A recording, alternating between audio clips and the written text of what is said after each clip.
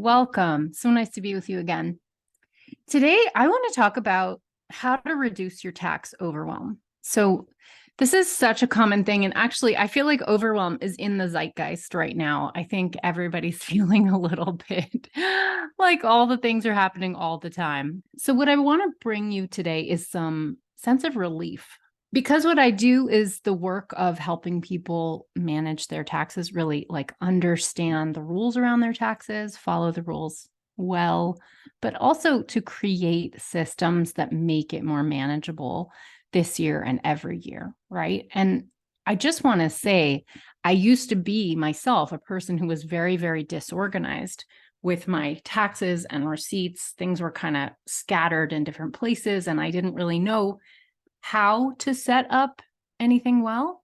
And having come absolutely through the looking glass and gotten all the way on the other side, I've had a lot of really key learnings about like what makes a system work really well and why the sort of like basic everyday regular Joe business bookkeeping setup is too complicated for most people when they're starting out and setting up for the first time or early on, or if your practice is in conjunction with a day job. For example, if you're a teaching artist, for example, where you're an employee at a university, but you have an independent professional arts practice, which is self-employment income, but where it's not your full-time thing. So you need bookkeeping for it, but you don't necessarily want to hire a bookkeeper and do the sort of big, robust financial accounting that all bookkeeping is geared towards. So what I want to do for you today is just very, very simply talk about 3 different systems. Don't worry, 2 are so simple that it's crazy. And then the third is bookkeeping, which is the bigger one.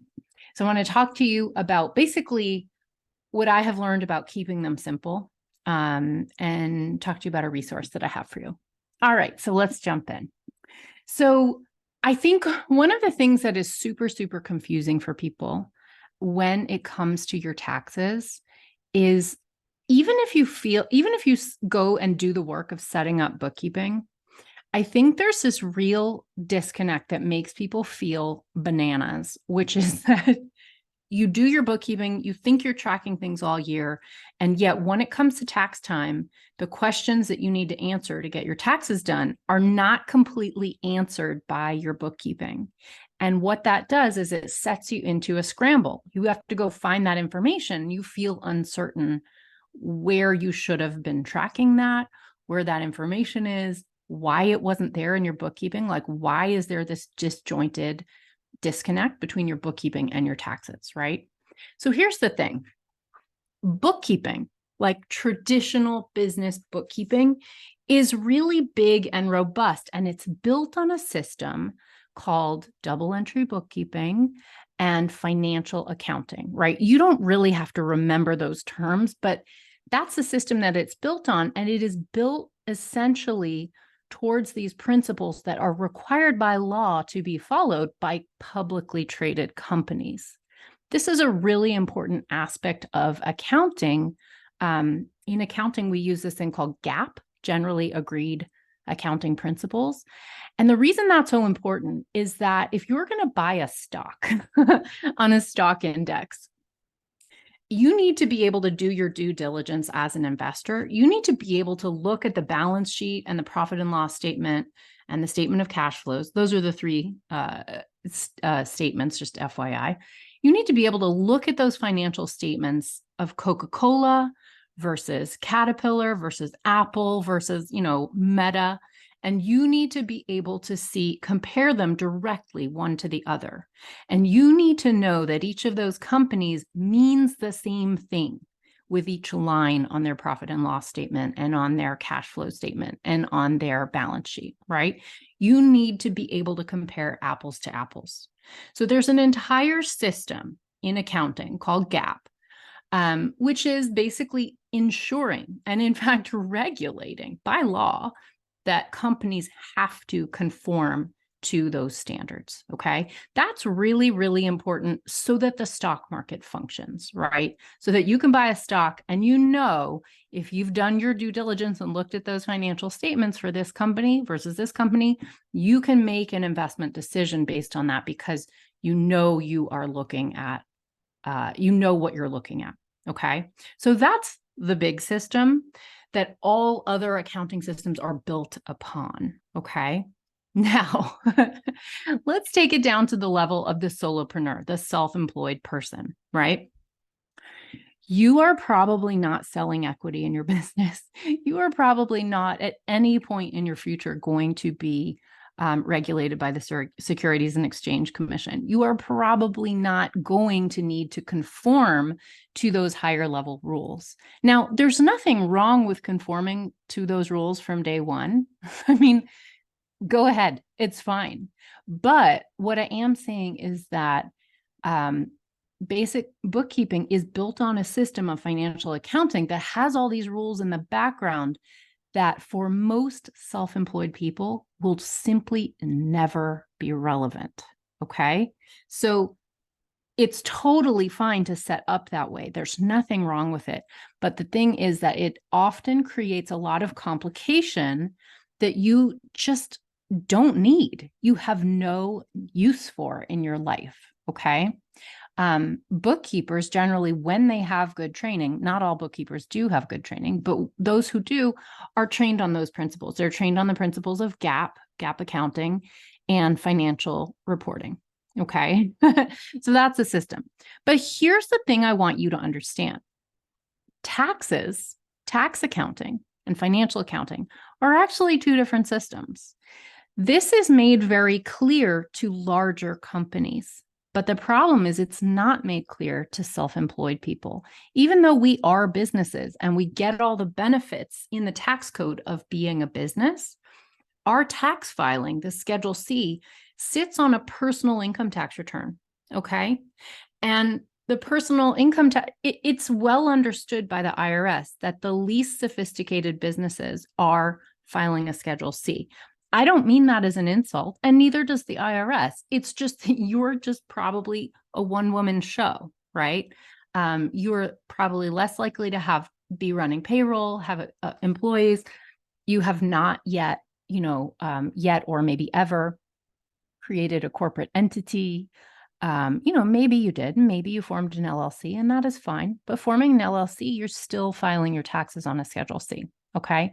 So the point is, the IRS knows that all the mistakes are happening on Schedule Cs. This is actually well observed and documented in the IRS. I do continuing education training with the IRS every single year, and they talk about it all the time.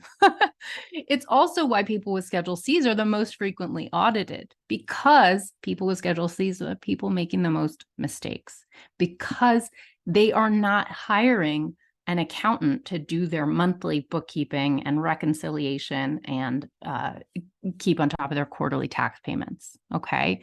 So these are things that you might know if you were an accountant, but that you probably don't know when you're self-employed, right? You go get a job somewhere, they're going to pay you on a 1099. Suddenly you're a freelancer. Suddenly you have a Schedule C. You don't know any of these rules. And that's natural. It's normal. Okay. So I don't want you to feel bad about it. I'm trying to explain why it feels so crazy and overwhelming sometimes.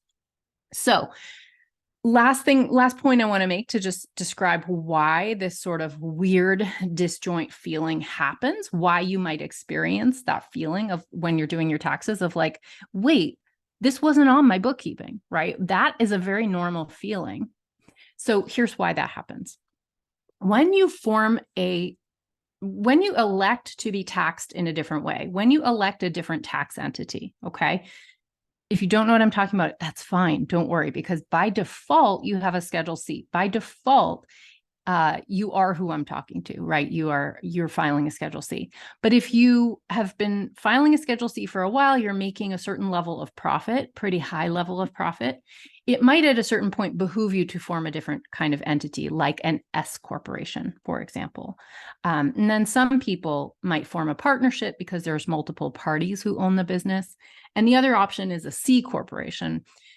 C corporation is very rare for a small business. It's really, its primary function is really to take on shareholders. So if you're going to sell equity in your company, that's when you would probably consider becoming a C corporation. So it's important to know C corporations, every single corporation that you see traded on a stock exchange is a C corporation. That's how that works.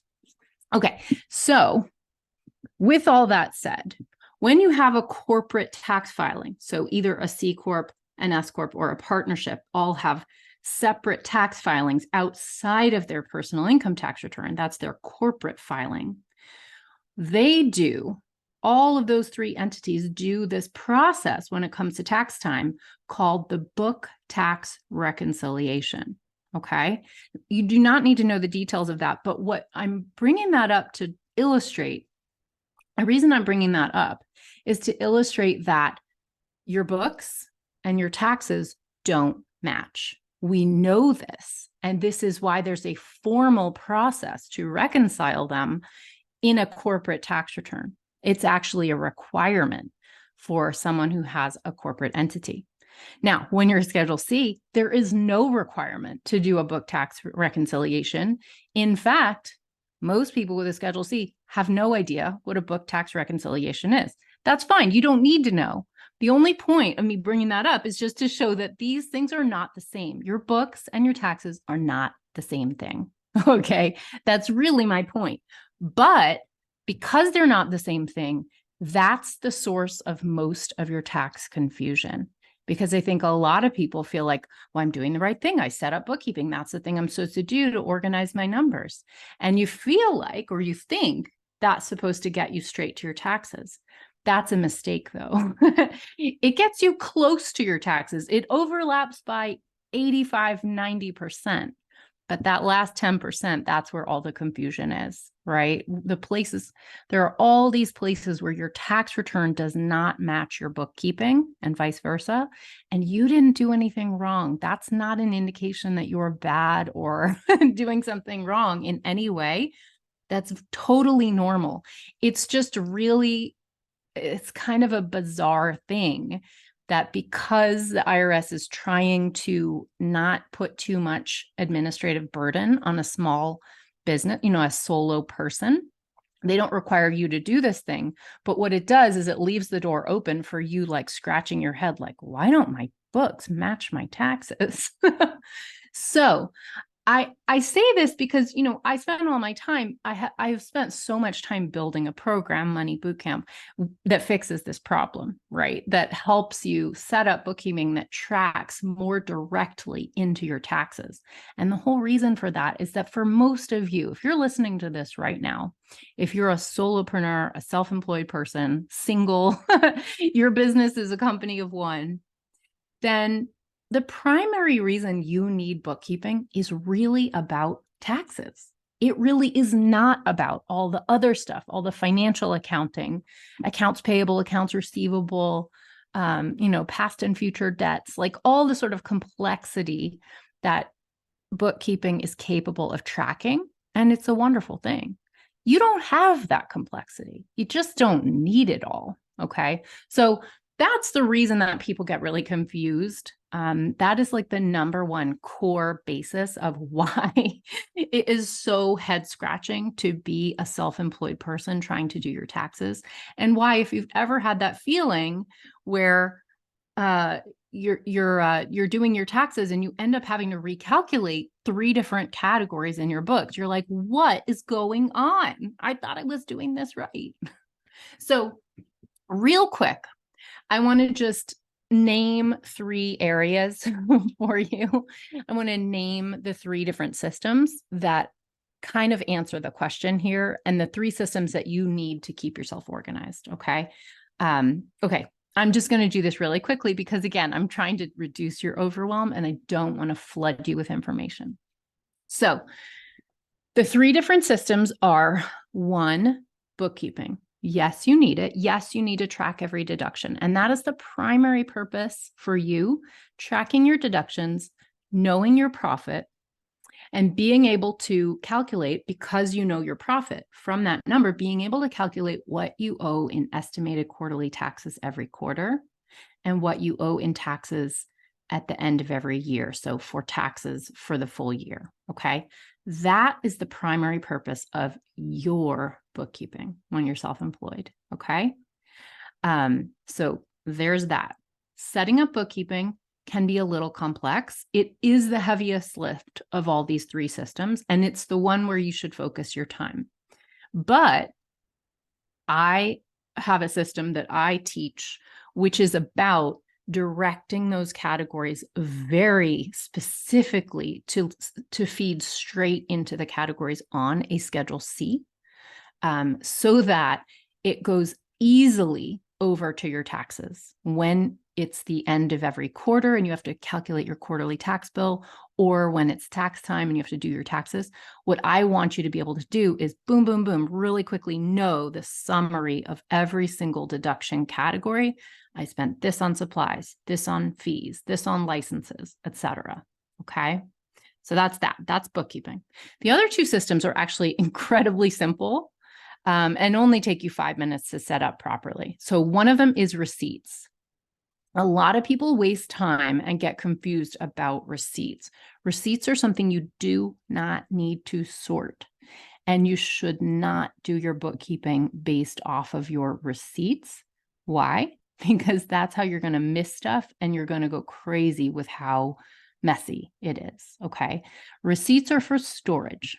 Think of receipts as going into a vault, and that's important because you need them in the vault if the IRS asks you to prove that the expenses you list on your tax return are real and really happened.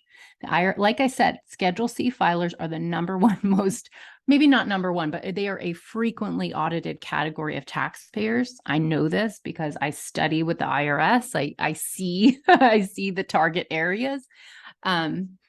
And so it's true, audits are more likely for people with a Schedule C. And so basically the IRS has a right at any time to take any items you listed on your tax return and be like, show us the receipts, okay? So as a general rule of principle, just dialing that backwards, don't put things on your tax return you don't have the receipt for, right? Or if it's a category where you don't get a receipt, like for example, your mileage in your car, that you're documenting that properly according to IRS rules. In other words, you have your mileage log, okay? Go back and listen to any of the mileage episodes from this podcast. I've got a whole bunch that solve that question for you. So tracking your deductions, you do the tracking in your bookkeeping. And I recommend that you do that off of your bank statements and your credit card statements, which are from dedicated accounts that you'll use only for your business. Do not mingle personal and business accounts together. That is a no-no. It can get you in trouble with the IRS. It can actually also get you in trouble with the law. If you have an LLC, that is a really quick way to invalidate your LLC, because what you effectively do when you mix a personal and business bank account together is you disprove the formation of your LLC. You're saying there is no separation between these two entities. Even though I formed an LLC to separate these two entities legally, I'm now unseparating them by mixing these two accounts together. So that's a good way to waste a lot of money, is mixing those accounts. Again, I have a whole episode on keeping your accounts separated. So go look at that. It's a recent episode. Go look at that one if you're curious to dig in on the don't mix the streams question. Okay, so bookkeeping is important. You're going to do it based on the bank statement and the credit card statement for your dedicated business accounts. That's how you do your bookkeeping. Receipts you need to keep. That's absolutely critical. Digital is fine, but those go into deep storage. Okay. You don't have to be sorting them. And good Lord, please don't be doing your bookkeeping off them, just because it's so easy to miss stuff that way. And it's messy and it's a headache. And I just recommend it for only my worst enemies. Okay.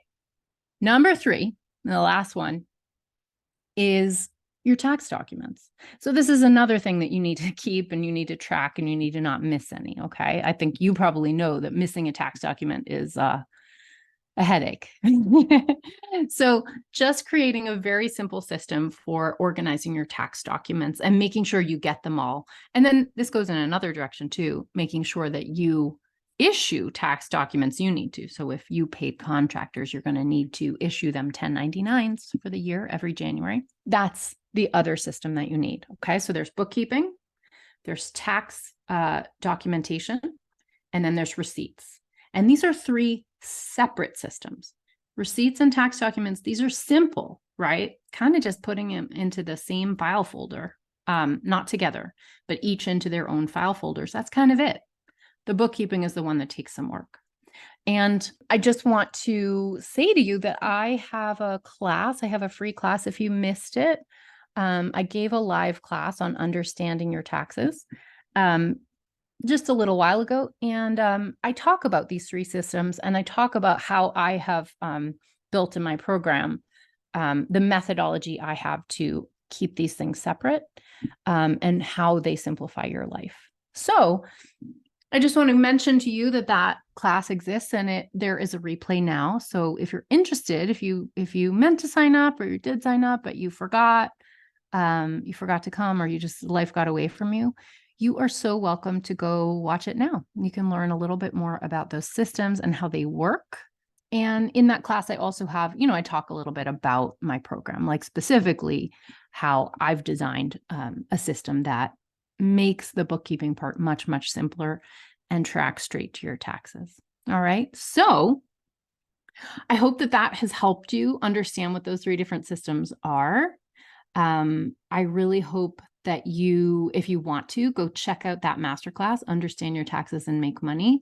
You can watch that masterclass. It's newly updated, super packed with tips, really valuable, whether or not you ever decide you want to join boot camp. But if you've ever thought of joining boot camp, it does tell you what's in it and how it works. There's also a little bonus if you are watching the masterclass to get a free one-on-one consultation with me. So if you want to look at that class, it's an hour, and it's at go.sunlighttax.com/register. And that is an on-demand class. You can watch it within 15 minutes of signing up. It'll allow you to join. So I hope that was really helpful for you. Just taking a beat, realizing that it's not you. When you feel confused about your bookkeeping not matching your taxes, I hope that this episode has helped you understand that there's a real reason behind why those things don't match, and why, especially for self-employed people who file their taxes on a Schedule C, why for us in particular, it is so confusing. And in fact, that I've developed a system to unconfuse it and simplify it, because we all need to simplify our lives and get the overwhelm out. All right. It has been great to talk to you today. I hope this was valuable to you. And don't forget, if you want to see that class, you'll just register at go.sunlighttax.com/register, and you can watch that class on demand. I will see you on the next episode. Bye. Thank you for watching. If you like this video, be sure to leave a comment, and subscribe to my channel. I'm so grateful for that. This video is for education and entertainment only. Nothing in this episode should be taken as individual tax or financial advice. You can find all the tools, books, and links I reference at sunlighttax.com/podcast.